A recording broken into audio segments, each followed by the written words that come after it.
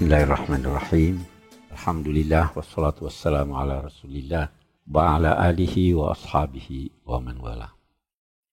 Bapak-bapak, ibu-ibu, saudara-saudara sekalian, Assalamualaikum warahmatullahi wabarakatuh. Seperti halnya di banyak masyarakat muslim, itu pemuda-pemudanya khususnya bingung. Ini Islam yang mana toh yang kita mau anut ini? Sehingga mereka mengusulkan yang dibicarakan itu pemikiran umat Islam masa lalu dan masa kini. Bagaimana ini pemikiran umat? Karena mereka sedang dihadapkan oleh sekian banyak ide yang mereka nilai sudah tidak relevan dengan kondisi umat Islam dewasa ini. Jadi dia minta saya bicara, judulnya yang dia minta itu pemikiran umat Islam masa lalu dan masa kini. Baik. Saya kemukakan begini, yang pertama dulu. Bahwa tajuk ini, tema ini luas sekali. Karena pemikiran umat Islam itu banyak aspeknya. Bisa ada aspek ekonomi, aspek politik, tentu aspek sosial, aspek keagamaan, dan lain-lain sebagainya. Dan saya bukan ahli dalam bidang-bidang tersebut. Paling yang saya bisa bicarakan adalah pemikiran umat Islam masa lalu dan masa kini dari sisi aspek keagamaan. Nah, kalau kita kembali kepada masa Rasul, saya ingin masuk pada pemikiran keagamaan. Sahabat-sahabat dulu berpikir, kalau mereka berbeda pendapat, mereka tidak berkelahi. Mereka punya rujukan kembali kepada Nabi. Nabi yang putuskan. Nah, tetapi kita melihat sikap Nabi terhadap perbedaan sahabat-sahabatnya itu sangat bijaksana. Setelah Rasul meninggal, sudah tidak ada rujukan. Rujukannya kepada Nabi, tapi kali ini pada hadis-hadisnya yang dianggap. Banyak perselisihan terjadi setelah Nabi wafat. Tetapi perselisihan yang paling punya dampak sampai sekarang adalah perselisihan tentang siapa yang menggantikan Nabi sebagai pemimpin umat. Itu sampai sekarang. Itu yang melahirkan nanti Sunnah dan Syiah. Taha Hussein menulis, seandainya ketika itu terpilih Sayyidina Ali, itu wajar sekali. Wajar sekali. Karena Nabi bersabda, Ali itu dalam hubungannya dengan diriku seperti hubungan Harun dengan Musa. Hanya saja tidak ada Nabi sesudahku. Ali itu menantu Nabi. Ali itu anak didik Nabi. Jadi kalau terpilih itu wajar. Tetapi tidak terpilih. Tidak sedikit orang yang mencintai Sayyidina Ali melebihi cintanya kepada sahabat yang lain. Tidak sedikit orang yang menganggap Sayyidina Ali lebih afdal dari Abu Bakar, Umar, dan sebagainya. Tidak sedikit. Tetapi tidak terpilih. Ya kan?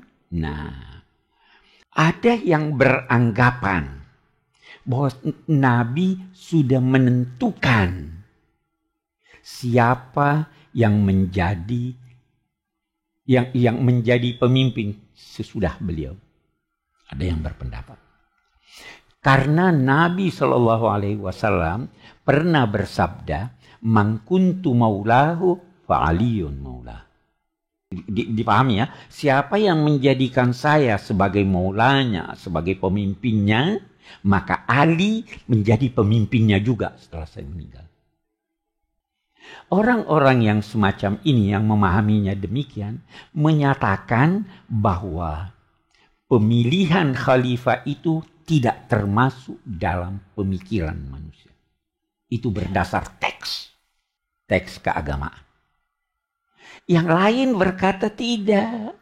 Itu hadis tidak mau diartikan demikian. Tetapi siapa yang mencintaiku, maka dia seharusnya mencintai Ali. Jadi soal cinta. Itu katanya, ini kelompok lain nih, itu katanya Nabi ucapkan ketika ada kritik terhadap kebijakan Sayyidina Ali waktu diutus ke Yaman. Oh, ini terlalu keras, ini begini. Nabi bela, siapa yang mencintaiku, dia harus cintai. Ada riwayat dari Imam Ahmad menyatakan bahwa Sayyidina Umar ketika mendengar itu berucap, "Hani'an laka ya Ali, beruntunglah engkau wahai Ali, engkau telah menjadi kekasih semua orang mukmin dan mukminat." Kekasih, bukan ini. Ya kan? Beda pendapat. Saya tidak mau bicara siapa yang ini. Tetapi dalam perkembangannya, benih-benih kekaguman pada Sayyidina Ali itu tidak pudar. Terlepas. Kita sekarang, saya pernah katakan ini, jangan anggap orang yang mencintai Sayyidina Ali itu lantas Syiah. Bukan Syiah. Bukan itu bedanya. Imam Syafi'i pernah berucap, "Lau kana dzamban hubbu ali Muhammadi, fadzalika dzambun la atubu alaihi." Ya kan? Seandainya dosa mencintai Ali dan keluarganya, maka itulah dosa yang saya tidak minta ampun dari itu. Tetapi jangan anggap orang itu Syiah dong. Itu Imam Syafi'i berkata, cinta kepada keluarga Nabi itu wajib. Sehingga kalau tidak mengucapkan salawat dalam salat Anda, tidak sah salat Anda. Persoalannya di sini, ini mulai perpecahan nih. Persoalannya di sini kita mendapatkan dua pemikiran yang berbeda. Ada yang berkata soal suksesi bukan soal pemikiran.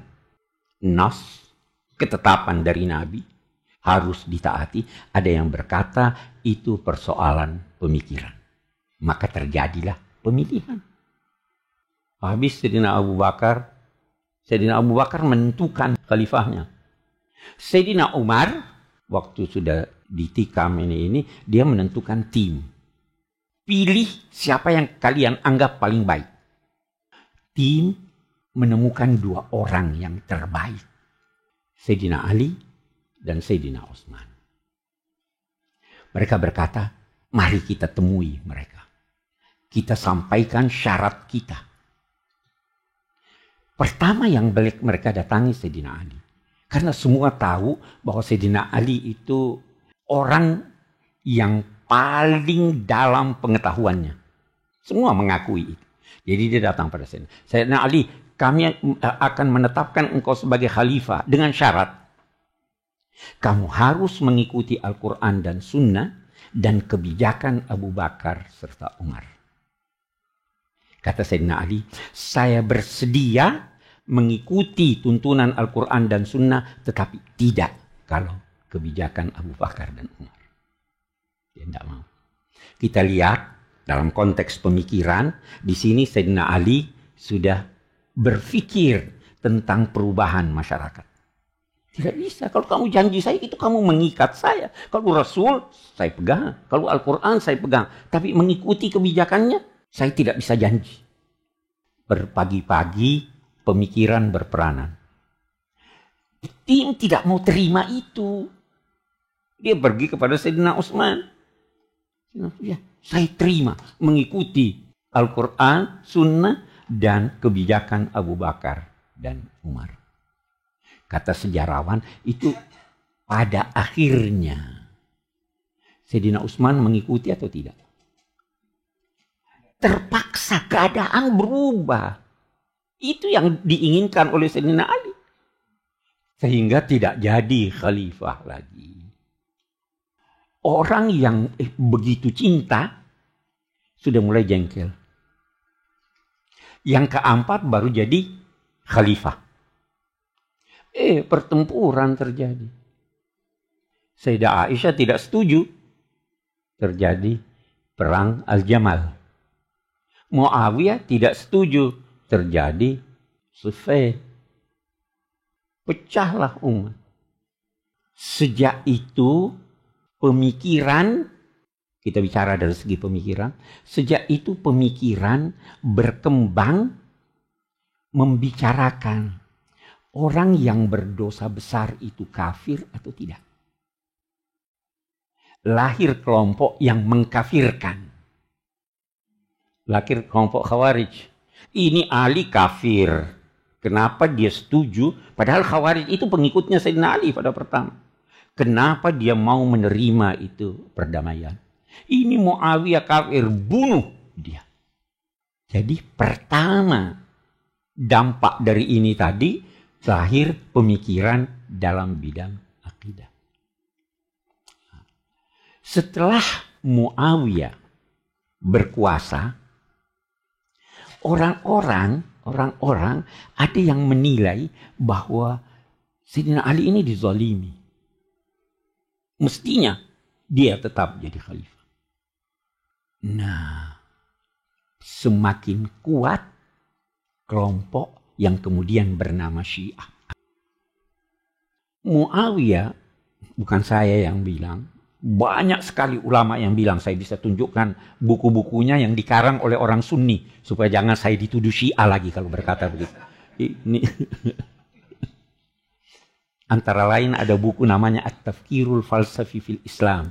Dikarang oleh Syekh Al-Azhar, Abdul Halim Mahmud. Bisa baca di situ. Ada bukunya Syahrastani, Al-Milal wan Nihal. Bisa dibaca di situ. Apa katanya? Muawiyah, kemudian pengganti-penggantinya, ingin mengukuhkan kekuasaannya. Dan mencari alasan pembenaran tentang kezalimannya, bahwa itu sudah takdirnya Tuhan. Bagaimana caranya Muawiyah itu? Dia kirim surat ke Madinah. Bertanya, apa doa Nabi setiap habis sholat? Dapat jawaban dari Al-Mughirah bin Syu'bah. Doa Nabi itu, La ilaha illallah, Allahumma la mani'a lima a'tait, wa la mu'tiya lima manat, wa la radda lima qadait, wa la yanfa'u dzal jaddi minkal jadd. Dipopulerkan bahwa maksudnya, tidak ada yang bisa menghalangi apa yang engkau beri. Tidak ada yang bisa memberi apa yang engkau halangi. Saya ini dapat kekuasaan karena diberi Allah. Apa yang saya lakukan ini adalah direstui Allah. Tentu saja ada orang-orang yang tidak setuju demikian. Kalau hadis yang dipopulerkan ini kemudian sampai sekarang masih populer kan? Tapi maknanya bukan itu. Kalau hadis yang dipopulerkan ini mendukung faham fatalisme, ada ulama yang tidak setuju. Sehingga karena tidak setuju berapi-api, lantas dia berkata tidak ada takdir. Manusia bebas melakukan apa saja, tidak ada campur tangan Tuhan. Lahir kemudian kelompok Mu'tazilah. Pemikiran ini, perkembangan pemikirannya menjadi seperti itu. Setelah itu, dua kelompok ini takdir tidak ada, ini semua ditentukan Tuhan. Lahir lagi kelompok tiga yang berusaha menggabung keduanya. Itu Asy'ariyah. Itu akidah Asy'ariyah begitu. Tuhan yang menentukan, tapi ada peranan manusia. Sebab kalau Tuhan yang menentukan, dia tidak akan siksa kita kalau kita berdosa. Pasti ada peranan kita. Tetapi peranan manusia juga terbatas. Tidak semua apa yang dia mau lakukan bisa dia lakukan. Nah, ada kelompok keempat tidak populer. Ini kelompoknya Syekh Abdul Halim Mahmud yang dalam pemikiran sekarang ini. Dia bilang, jangan bahas takdir. Tidak bisa kita tahu takdir itu. Sahabat tidak pernah bahas soal itu. Beginilah perkembangan pemikiran. Nah, itu akidah.